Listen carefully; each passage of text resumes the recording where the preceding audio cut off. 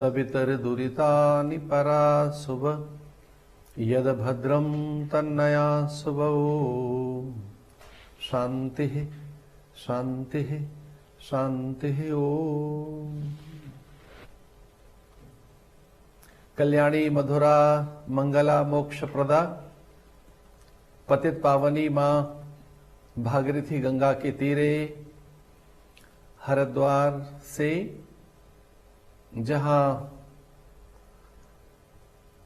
उत्तराखंड की धरती का यह प्रथम द्वार जो बद्रिकाश्रम केदारेश्वर की ओर अथवा हिमालय की ओर लेकर जाता है, जिसे मोक्षदापुरी कहा गया है। यह मुक्तिदायिनी कल्याणी हरिद्वार की धर्मधारा हरिहर आश्रम, जहां भगवान दत्तात्रेय की नित्य सूक्ष्म उपस्थिति, विपत्ति भंजक पारदेश्वर और सब प्रकार की अनुकूलताओं के प्रदाता, मोक्ष प्रदाता भगवान मृत्युंजय और उनकी कृपा आशीष अनुग्रह जहां अनुभूत किए जा सकते हैं, ऐसे इस पावन हरिहर आश्रम के सारस्वत परिसर से मैं आप सबके बीच में उपस्थित हूं। आप सबकी आस्था, आपका विश्वास, आपके सद्गुण संस्कार, जिसके वशीभूत आपके अंतःकरण में आस्था का दीप है, भगवदीय विश्वास है और संतों के प्रति आपके अंतःकरण में जो सहज निष्ठा है वह वंदनीय है। आपकी इस आध्यात्मिकता को प्रणाम करते हुए अथा तो ब्रह्म जिज्ञासा, मनुष्य की जिज्ञासाएं परम सत्य की बने, वह ईश्वराकांक्षी बने, वह जान सके कि सत्य क्या है, यह शास्त्र का उद्घोष है। हमारे आसपास जो कुछ भी वैसा है जो विकलता देता है, दुख, दैन्य, दारिद्रता, अभाव, अल्पता, अथवा हमारे जो भ्रम, भय, संशय हैं, उन सब का मूल है अज्ञान। अज्ञान के कारण ही हमारे आसपास में दुख है, अशांति है, उद्वेग है, न्यूनताएं और अल्पता है। ये जो एक अल्पता है, निरंतर हमारे भीतर एक अभाव है जो हमें संतुष्ट नहीं रखता, हम सहज नहीं रह पाते, हम शांत नहीं रह पाते, इसका मूल हमारा अज्ञान ही है। इसे शास्त्र कहता है कि इस अज्ञान का भंजन कर हम उसकी जिज्ञासा करें जो सत्य है, जो नित्य और शाश्वत है, जो समीचीन और सनातन है, जो प्रत्येक संदर्भ में नूतन और सामायिक है, उसकी जिज्ञासा हम करें। मनुष्य के पास अनेक प्रश्न हैं, उन प्रश्नों के वो उत्तर चाहता है, उसके पास अनेक पहेलियां हैं, वो उनका हल चाहता है। नाना प्रकार की शंकाएं हैं, मनुष्य उनका समाधान चाहता है। और बहुत तरह से मनुष्य का मन व्यथित, चिंतित, आहत है, दुखित और मर्माहत है। मनुष्य उससे उभरना चाहता है। इसलिए मनुष्य की सारी की सारी जो दौड़ धूप है वो सुख पाने के लिए है। आत्यांतिक दुख की निवृत्ति और सुख की प्राप्ति के लिए उसके आसपास संघर्ष है। उसके सारे प्रयत्न, उसके सारे प्रयास, उसका जो भी जीवन में श्रम है और नाना प्रकार के उसके साधन, ये सब इसलिए है कि मनुष्य सुखी बन जाए, मनुष्य को वह मिल जाए जो उसे ढूंढ रहा है। और चिरकाल से मनुष्य इस खोज में है। इसलिए हम ये कह सकते हैं कि जो मानव का मन है वो सुखान्वेषी है, वो सुख को ढूंढ रहा है। पर ये सुख है कहाँ? इसके लिए ही बहुत से साधन और उनमें व्रत, नियम, उपवास। कभी कभी मनुष्य को लगता है कि अर्थ की अधिकता हो, पदार्थों की प्रचुरता हो, वस्तुओं की बहुलता हो, उसके पास में साधनों का भंडारण हो, वो अधिक चर्चित रहे, प्रतिष्ठित रहे, उच्च पद उसके पास हो, तब वो सुखी होगा। तो मन ढूंढ रहा है कोई बड़ा पद मिले, या हम प्रतिष्ठित हों, अथवा लोक में हमें मान्यता मिले, या हमारे पास में साधनों का बड़ा संचय हो, संग्रह हो। उस भंडारण के लिए भी मनुष्य निरंतर प्रयत्न करता रहता है, जिसमें सुखाभास है, जिसमें संपन्नता और सुख के संकेत हैं, अथवा जिसमें ऐसा है कि इसे पा लेने के बाद में अब कुछ और नहीं चाहिए, तो चिरकाल से मनुष्य सुख ढूंढ रहा है, वह अपनी प्रतिष्ठा भी चाहता है। इसलिए मनुष्य आत्यात्मिक दुख की निवृत्ति और सुख की प्राप्ति के लिए प्रयत्नशील है। पर यह जितने भी पदार्थ हैं, उन पदार्थों में स्थायी सुख नहीं है। वो क्षणभंगुर है, नाशवान है, विकारी है, मृत्यु के मुख में है। या जो कुछ भी दिखाई दे रहा है वो कुछ वैसा नहीं है जो सदा रहने वाला है, जो नित्य है। इसी यहाँ शाश्वत कोई पदार्थ नहीं है। यहाँ का पदार्थ कोई ऐसा नहीं है जो नित्य हो और नित्य एक रस रहे। इसलिए यहाँ के सारे पदार्थों में विकार है, विकृतियां हैं, अधूरापन है, मिट जाना है और उनमें क्षरण है। प्रकृति का यही नियम है। यहाँ जो कुछ भी दिखाई दे रहा है वह पल पल परिवर्तनशील है। प्रकृति का ये नियम है कि यहाँ जो भी पदार्थ हैं वे कभी एक जैसे नहीं रहते। देश, काल, व्यक्ति, परिस्थिति, यहाँ जो कुछ भी है वह सब एक जैसा नहीं है। भोर दोपहर होकर भोर नहीं रहती, उसे दोपहर होना होता है। दोपहर सदा नहीं रहती, वो सांझ बन जाती है। सांझ सदा नहीं रहती, वो रात, और रात भी कहाँ सदा टिकती है, उसे फिर प्रभात होना है। यहाँ ऋतुएं बदलती रहती हैं। यहाँ दिवस मास के साथ साथ काल और उसका कलेवर निरंतर बदल रहा है। ऐसे में हम बदलते हुए जगत में नित्य सुख पाने की चाह रखते हैं। हम चाहते हैं कि ऐसा सुख मिले हमें जो सदा बना रहे। यहाँ सदा कोई पदार्थ नहीं रहता। यहाँ के पदार्थों में नित्यता नहीं है और वो सदैव नहीं रहेंगे। तो कौन सी ऐसी चीज है जो सदैव रहती है? कौन ऐसी चीज है जिसमें सत्यता है? उस सत्यता के आकांक्षी बने। इसलिए जब कभी मनुष्य के भीतर सत्य को पाने की जिज्ञासा बनती है, वह सत्यान्वेषी बनता है, वह यथार्थ का आकांक्षी बनता है। जब वो जानना चाहता है कि यथार्थ क्या है, तब वो अनायासी आध्यात्मिक गलियारे में चला आता है। और ये आध्यात्मिक गलियारा व्यक्ति के स्वभाव, उसके अस्तित्व, उसकी निजता और उसके परम सत्य से परिचय देता है। इसलिए आध्यात्मिक गलियारे में आने का अर्थ है कि आप अपनी निजता से परिचित होंगे, आप अपने अस्तित्व, अपनी सत्ता से, अपने होने के अर्थों को आप जान पाएंगे। और स्वयं में एक जो अभूतपूर्व आनंद है, ऐश्वर्य है, माधुर्य है। मैं ये भी कहना चाहूंगा कि नित्यता और अनंतता आप में समाहित है। तो जब कभी व्यक्ति ब्रह्म की जिज्ञासा के लिए, इस अध्यात्म की प्यास को लेकर अथवा सत्य की गहरी प्यास को लेकर जब इस दिशा में आता है, तब उसे सहसा आनंद की अनुभूति होती है। वह उसको अनुभव कर पाता है जो सदा रहने वाला है।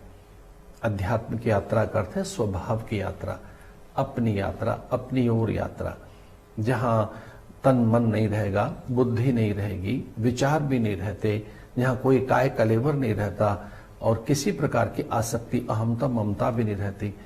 अध्यात्म की यात्रा आपके सत्य का परिचय देती है, आपकी उस सत्ता का जो अनंत है, जिसमें माधुर्य समाया हुआ है। इसे इस अध्यात्म की यात्रा का अर्थ हुआ कि आप अपनी शुभता से परिचय प्राप्त करते हैं, उससे जो परम पवित्रता है। आप अपने तेज से जो कभी नहीं मिटता, आप अपनी उस सामर्थ्य का बोध कर पाते हैं जो सामर्थ्य अनंत है। तो सच तो यह है कि आप अपनी उस ऊर्जा और अनंत सामर्थ्य का बोध कर पाते हैं जो ईश्वरीय जैसी है, क्योंकि भगवान के अंश में समाहित है। ममैवांशो जीवलोके जीवभूत सनातन, ईश्वर के सनातन अंश, उनके वे दिव्य अंश हम में नित्य विद्यमान है। हाँ, वो शरीर से परिभाषित नहीं होंगे, मन से परिभाषित नहीं होंगे, वो सत्ता आप में स्वयं विद्यमान है।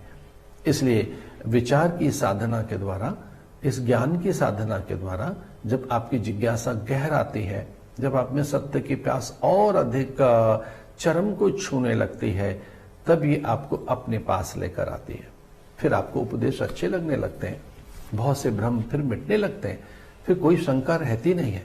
और हमारे सारे धर्म ग्रंथ शंकाओं के समाधान के लिए, जिज्ञासाओं के समाधान के लिए। अर्जुन का जो विषाद है कृष्ण के सामने टिक नहीं पाया। भगवान की मंगलमयी वाणी का जब प्रवाह आरंभ हुआ, तब अर्जुन का विषाद ढह गया, वो छिन्न भिन्न हो गया, उसके भीतर की आसक्ति चली गई, उसका मोह खो गया।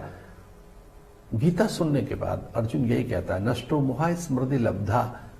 उसे स्मृति लौट आई कि उसे करना क्या है, उसे याद आ गया कि उसे अब करना क्या है। आध्यात्मिक गलियारे में व्यक्ति अपने कर्तव्य का बोध कर पाता है, वो अपने होने की सत्ता को उजागर कर पाता है, उसका लक्ष्य स्पष्ट होता है। आध्यात्मिक गलियारे में आने का अर्थ है, उस पथ पर आने का अर्थ है कि आप प्रकाश के पथ पर हैं, उस पथ पर हैं जहां हर चीज स्पष्ट होगी। जो कुछ छुपा हुआ है, जो अज्ञान के आवरण में ढका हुआ है, तो ये जो पथ है आपकी जिज्ञासाओं का समाधान करता है। उपदेश के प्रति आप में रुचि जगे तो आप परम सत्ता का बोध कर पाते हैं।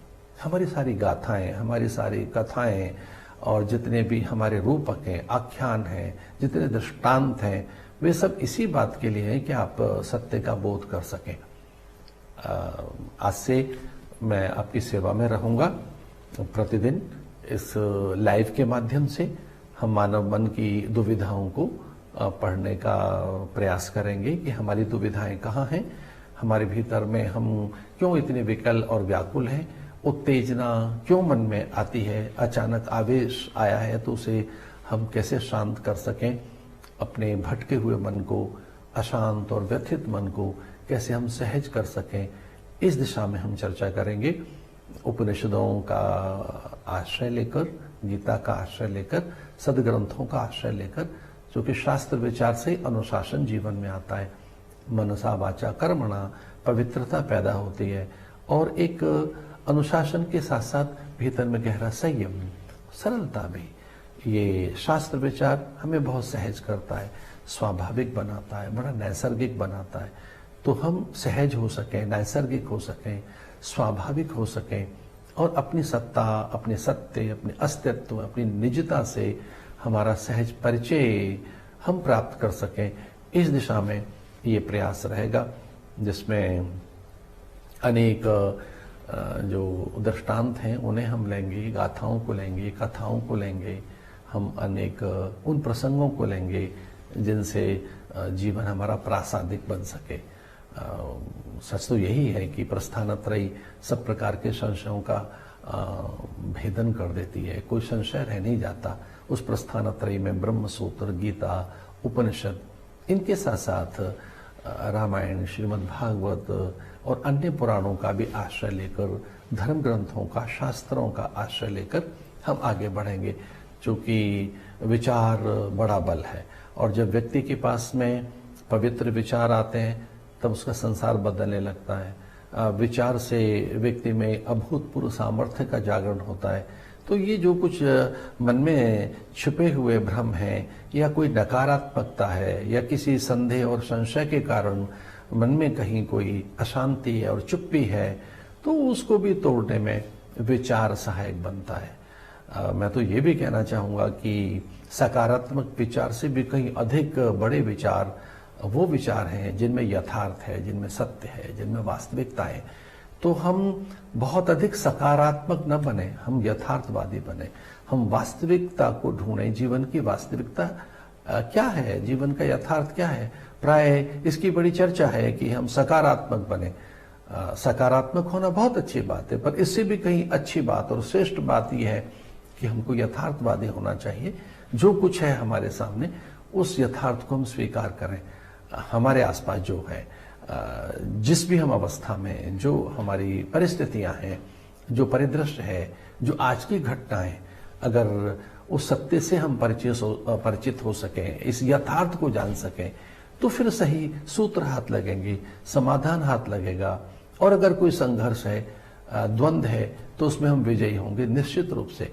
मैं निवेदन करना चाह रहा हूं कि ये एक संस्कार चैनल के माध्यम से प्रतिदिन एक ही उपक्रम रहेगा, प्रतिदिन का ये एक अनुष्ठान रहेगा, विचार अनुष्ठान अथवा विचार प्रवाह। ये एक आध्यात्मिक प्रवाह, इस आध्यात्मिक प्रवाह के माध्यम से हम कुछ अच्छे प्रसंगों को लेंगे और आज की वर्तमान की घटनाओं का भी स्पर्श करेंगे कि किस तरह से हम आगे जा सकते हैं, हम जीवन के सत्य को अनुभूत कैसे करें।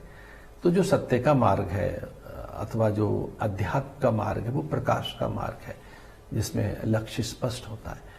तो इन विचारों के प्रकाशन के लिए हम आगे बढ़ेंगे, चूंकि आध्यात्मिक विचार दिशा बोधक होते हैं और सही दिशा अगर हमें मिल गई है तो हमारी दशा भी अच्छी बनती है, एक अच्छी दृष्टि भी हमें विचारों से प्राप्त होती है।